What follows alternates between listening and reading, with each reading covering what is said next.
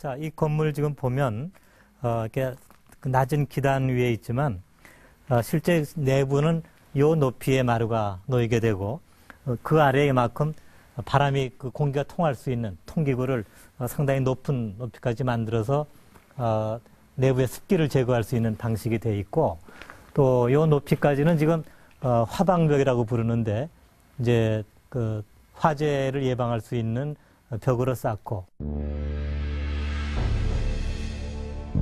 정족산 사고 역시 작년에 복원됐는데 옛 건물은 1930년대쯤 없어졌다.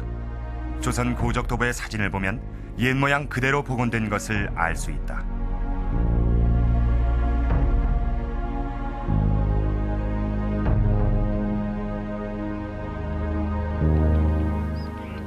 이렇게 조선시대 사고 4군데는 지방에 분산돼 있었고 모두 다 산속에 자리 잡았던 것이다.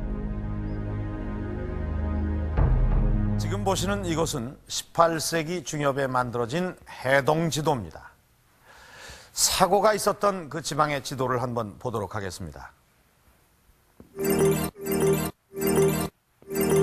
당시에는 지도를 이 한 폭의 풍경화처럼 그리곤 했는데 자, 이 4장의 지도를 좀 더 자세히 보도록 하겠습니다.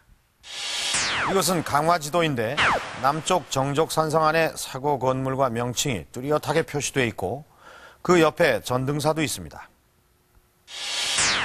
그리고 이건 무주지도인데 적상산성 안에 역시 사고가 그려져 있습니다. 이 선원각도 따로 표시되어 있군요. 이건 봉화지도입니다. 태백산 줄기의 산봉우리 바로 아래 이 선원각과 실록각이 나란히 묘사되어 있고 각화사도 보입니다. 이건 당시 오대산을 관할했던 강릉지도입니다. 역시 사고가 그려져 있고 월정사도 보입니다. 이처럼 옛 지도에는 반드시 사고가 표시가 되어 있습니다. 그것은 사고가 있던 장소를 그만큼 중요하게 여겼기 때문이죠. 그런데 그렇게 중요하게 여겼다면서 왜 사고를 깊은 산속에다 두었던 것일까요? 실록을 보존하자면 사람이 많은 곳, 또 쉽게 오갈 수 있는 그런 장소가 더 낫지 않았을까요?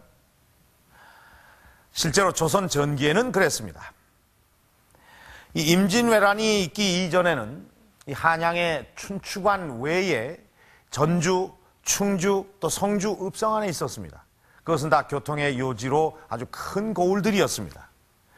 그러던 것이 임진왜란 이후에 모두 깊은 산속으로 사고를 옮겼던 것이죠. 도대체 왜 그랬을까요?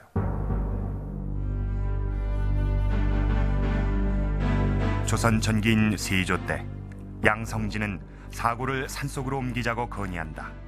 민가 가까이에 있어 화재나 전란이 우려된다는 것이다. 당시 그의 건의는 받아들여지지 않았지만 그가 염려했던 일은 얼마 후 현실로 나타난다.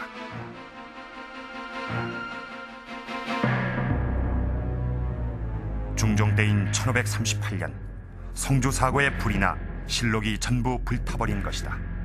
그 뒤 다른 사고의 실록을 인쇄하여 성주에 다시 사고를 세웠다. 하지만 곧 실록이 한꺼번에 순환을 당하게 된다. 1592년 임진왜란이 일어난다. 왜군의 빠른 진격 속에서 성주와 충주, 한양 춘추관에 있던 실록들이 모두 불타버렸다. 그리고 그해 6월 유일하게 남은 전주 사고도 위험에 처한다.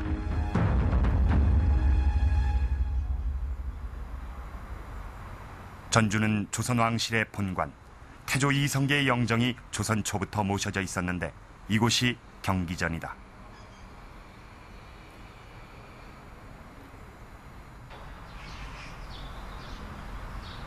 경기전과 담 하나 사이로 사고가 있다. 세종 때 이곳에 사고가 들어섰는데 현재 이 건물은 9년 전에 복원한 것이다. 옛 사고는 임진왜란 때 불탔다. 하지만 당시 실록은 가까스로 화를 면했다. 거기엔 이 지방 유생들의 힘이 컸다. 정읍엔 그들을 기리는 사당인 남천사가 있다.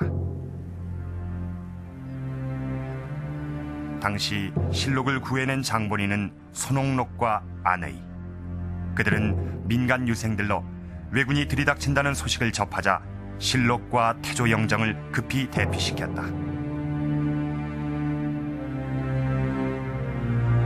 안의가 지은 임기기사엔 그때의 상황이 날짜별로 자세히 기록돼 있다.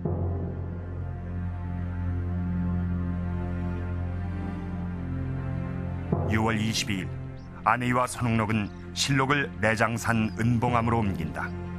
그들은 함께 혹은 교대로 실록을 지켰다. 그리고 1년 뒤 선조가 피신해 있던 해주로 다시 옮겼다.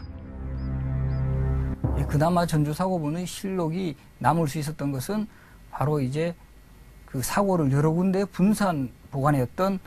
분산해서 이 실록을 보관해왔던 어떤 조상들의 지혜 때문이었습니다.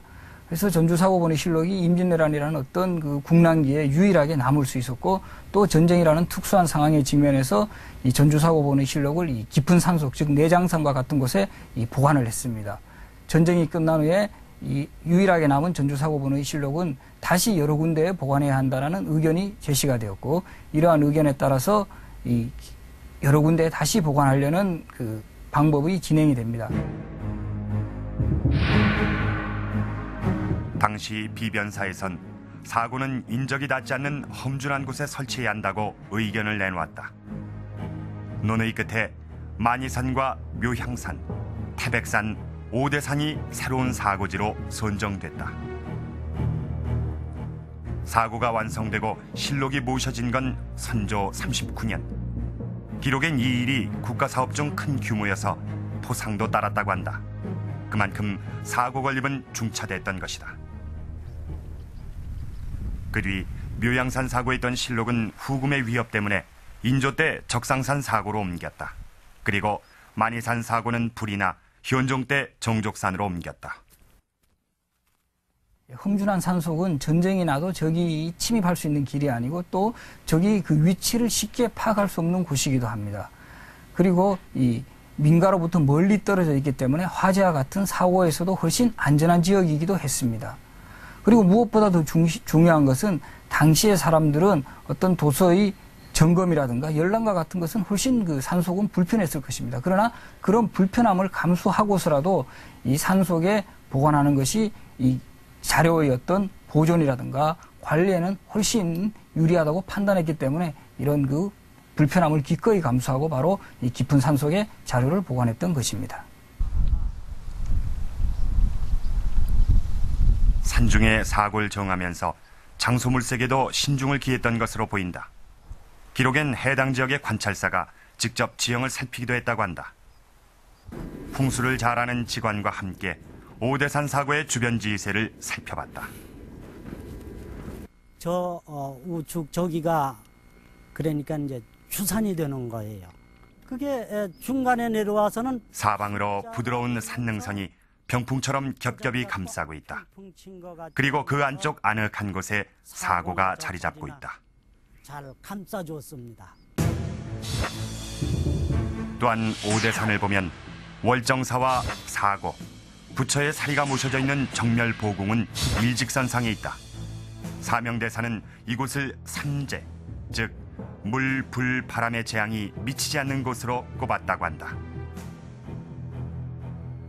우선 이 산이 부드럽고 이렇게 된 데에는